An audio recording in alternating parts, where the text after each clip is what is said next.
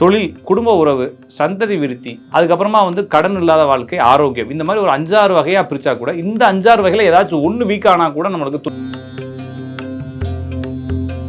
ஒரு ஜாதகத்துல செவ்வாய் அப்படின்ற கிரகம் தான் அவனுடைய ஆரோக்கியத்தை குறிப்பிடுவது. ஜாதகனுடைய ஆரோக்கியத்தை குறிப்பிடுவது செவ்வாய். அப்ப செவ்வாய் ஏதோ ஒரு வகையில் வக்ரமோ, பரிவர்த்தனையோ, விளிம்போ, ஆட்சி உச்சம் நீசமோ பெற்றிருந்தால் அவருக்கு ஒரு ஜோசி காட்ட போன எல்லா கிரகம் டாப் டக்கரா இருக்கு, சூப்பரா இருக்கு, அப்படி இருக்கு, இப்படி இருக்குங்கிறாரு. ஆனா நீங்க சொன்ன மாதிரி செவ்வாய் மட்டும் இருக்கு சார் அப்படின்னா உங்களுக்கு எல்லாமே நல்லா இருக்கலாம். நம்ம அதை இந்த பார்த்து தான் சொல்லணும். நான் சொல்றது எல்லாமே நல்லா இருந்தாலும் கூட செவ்வாய் பரிவர்த்தனை யோகம் பெற்றிருக்குது, வக்ர பலம் பெற்றிருக்குது அப்படின்னு சொல்லி அதுக்கெல்லாம் பலம் பரிவர்த்தனை யோகம்னு பேர் வச்சாலும் கூட ஒரு ஜாதத்தில் சுக்கிரன் வக்ரமோ பரிவர்த்தனையோ பெற்றிருந்தால் அல்லது ஆட்சி உச்சம் நீசம் பெற்றிருந்தால் திருமண வாழ்க்கை அவ்வளவு சிறப்பாக அவருக்கு இருக்கிறது இல்லை. ஒரு ஜாதத்தில் சனி என்ற கிரகம் வக்ரம் பரிவர்த்தனை விளிம்பில் இருந்தால் வேலை அவ்வளவு சிறப்பாக இருக்கிறது இல்லை. வாழ்க்கையில எப்ப பார்த்தாலும் இவர் ஒரு நல்ல சிறந்த அறிவாளியாகவோ சிறந்த ஒர்க்ககாலிக்கானவராகவோ ரொம்ப திறமையானவராகவும் இருப்பார். இருந்தாலும்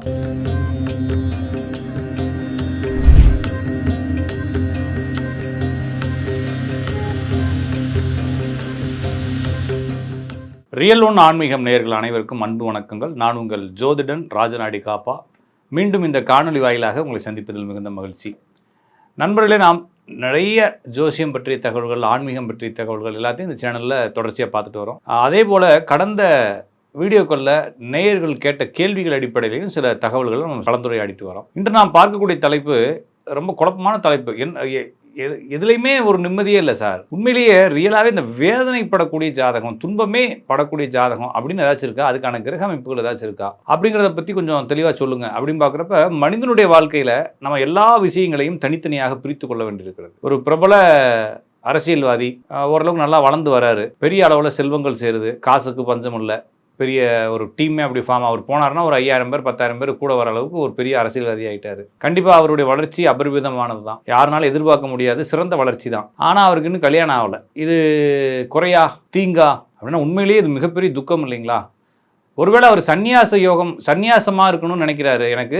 நான் ஏதோ ஒரு காரணத்துக்காக திருமணத்தை வெறுக்கிறேன், திருமணம் வேணாம் அப்படின்னு நினச்சி அவர் செஞ்சாலும் கூட அதுவும் ஒரு பிரச்சனை தான். நம்மளை பொறுத்தளவுக்கு நம்ம விரும்பி செஞ்சாலும் விரும்பாமல் செஞ்சாலும் இந்த சமூகத்தால் கிடைக்கக்கூடிய விஷயங்கள் அவருக்கு கிடைக்கல, குறை இருக்குது. நம்மளை பொறுத்தளவுக்கு அந்த குறையை பற்றி பேச போகிறோம் இல்லைங்களா?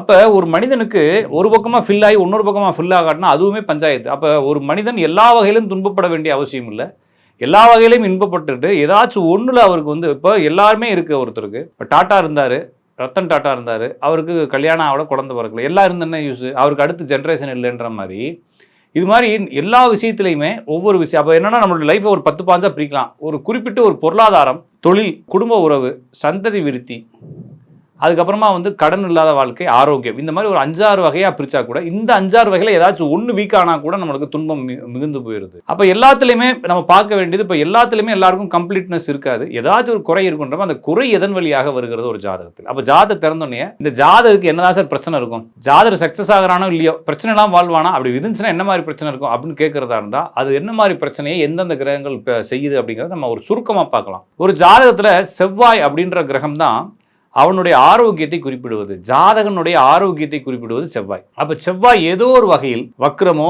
பரிவர்த்தனையோ, விளிம்போ, ஆட்சி உச்சம் நீசமோ பெற்றிருந்தால் அவருக்கு உடல் ஆரோக்கிய குறைபாடுகள் இருந்துகிட்டே இருக்குது. இதுல வக்ரம் பரிவர்த்தனை விளிம்பு இன்னுமே கொஞ்சம் சீரியஸ் ஆனது.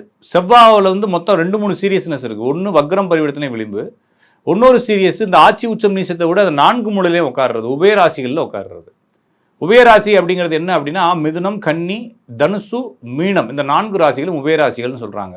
இந்த 4 ராசிகளில் செவ்வாய் இருந்து அந்த செவ்வாய் வக்ரமோ பரிவர்த்தனையோ அடைஞ்சு அல்லது சந்திலே இருந்துச்சுன்னா வச்சு செய்ய போகுதுன்னு அர்த்தம். உடம்பு விஷயங்களில் பெரிய அளவில் துன்பத்தை கொடுக்க போகுது. அதே போல் செவ்வாயினுடைய விஷயம் உடம்பு மட்டும் இல்லை, வழக்குகளில் மாட்டிக்கிறது, ஏமாற்றங்களை சந்திப்பது, நிறைய கடன்களை போய் மாட்டிக்கிறது, நம்பிக்கை துரோகங்களை சந்திக்கக்கூடிய அமைப்புகள் கண்டிப்பாக இந்த செவ்வாய் செய்யுது. அப்போ செவ்வாய் என்ற கிரகம் பொதுவாக ஆண் ஜாதகமெனில் ஆரோக்கியத்தையும், பெண் ஜாதகமெனில் குடும்ப வாழ்க்கையவே கெடுக்கக்கூடிய அளவுக்கு போயிடுது. அப்போ இங்கே நம்ம பார்க்கக்கூடியது இது எல்லா கிரகமும் சூப்பராக இருக்குது சார், ஒரு ஜோசி காட்ட போன எல்லா கிரகம் டாப் டக்கராக இருக்குது, சூப்பராக இருக்குது, அப்படி இருக்குது, இப்படி இருக்குங்கிறாரு. ஆனால் நீங்கள் சொன்ன மாதிரி செவ்வாய் மட்டும் இருக்குது சார் அப்படின்னா உங்களுக்கு எல்லாமே நல்லா இருக்கலாம்.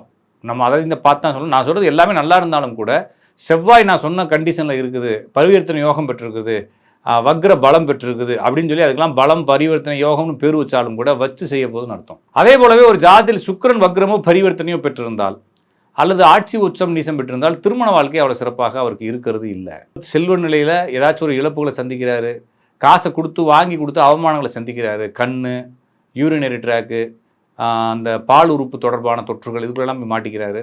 அதுக்கப்புறமா இந்த திருமண பந்தங்கள் சரியில்லாமல் போயிடுது. நிறைய பேருக்கு இந்த சுக்கிரன் வக்ரம் சுக்கிரன் பரிவர்த்தனையானவங்க பார்த்தீங்கன்னா திருமணத்தை விட்டு ஒதுங்கி போயிடுறது. அப்படி இல்லாட்டினா ஏதாச்சும் ஒரு பணத்தை பிஸ்னஸுக்காக பரிவர்த்தனையானவங்க, இந்த சுக்கிரன் பரிவர்த்தனையானவங்க பார்த்தீங்கன்னா ஏதோ ஒரு விஷயத்துக்காக பணத்தை கடன் வாங்கி அல்லது கடன் வாங்கி கொடுத்து அந்த பணத்தை திருப்பி தர முடியாமல் அந்த இடத்த விட்டே தலைமறைவாகக்கூடிய சூழல்களை பார்க்குறோம்.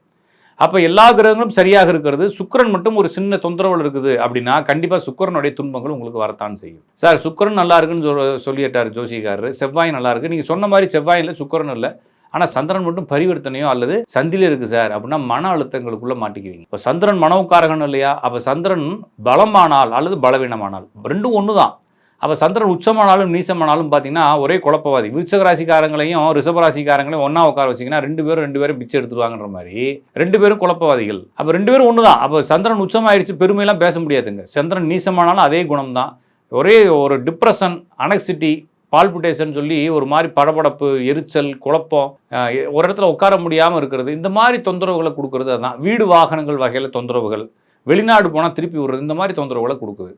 ஒரு ஜாதகத்தில் குரு என்ற கிரகம் வக்ரம் பரிவர்த்தனை ஆச்சுன்னா மனநிலை ஒரு நிலையில் நிற்காது. இப்படி ஒன்று பேசுறது, அப்படி ஒன்று பேசுறது, அப்படி ஒன்று நினைக்கிறது, இப்படி ஒன்று நினைக்கிறது சொல்லி ஒரு குடும்பத்தில் குழப்பத்தை ஏற்படுத்திக்கிறது. தொடர்ந்து அவமானங்களை சந்திக்கக்கூடிய நிலைகள் ஏற்படுகிறது. ஒரு ஜாதகத்தில் சனி என்ற கிரகம் வக்ரம் பரிவர்த்தனை விளிம்பில் இருந்தால் வேலை அவ்வளோ சிறப்பாக இருக்கிறது இல்லை. வாழ்க்கையில் எப்போ பார்த்தாலும் இவர் ஒரு நல்ல சிறந்த அறிவாளியாகவோ சிறந்த ஒர்க்ககாலிக்கானவராகவோ ரொம்ப திறமையானவராகவும் இருப்பார். இருந்தாலும் அவருக்கு அந்த மாதிரி பிரச்சனை. சூரியன் பரிவர்த்தனையோ விளிம்போ அல்லது உச்சமோ பெற்றிருந்தால் அப்பாவுடைய அன்புகள் கிடைக்கிறது இல்லை. அடிக்கடி ஆளுமை பிரச்சனை வருது. இதை விட முக்கியமானது, நான் சொன்ன இந்த விஷயங்களை ஃபுல்லாக மனசில் வச்சுக்கோங்க. இந்த மாதிரி கிரகங்களுடன் வக்ரம் பரிவர்த்தனை விளிம்பு கிரகங்கள் சேர்ந்திருந்தால் அந்த கிரகத்தை மொத்தத்துக்கு நிர்மூலமாக்கிறது. எனவே இன்னும் இதுபோல் நிறைய தகவல்களை வரிசையாக பேசி தான் நம்ம புரிய வைக்க முடியும். அடுத்த வீடியோவில் உங்களை சந்திக்கும் வரை உங்களிடமிருந்து விடைபெறுவது உங்கள் அன்பு ஜோதிடன் ராஜநாடி காப்பா.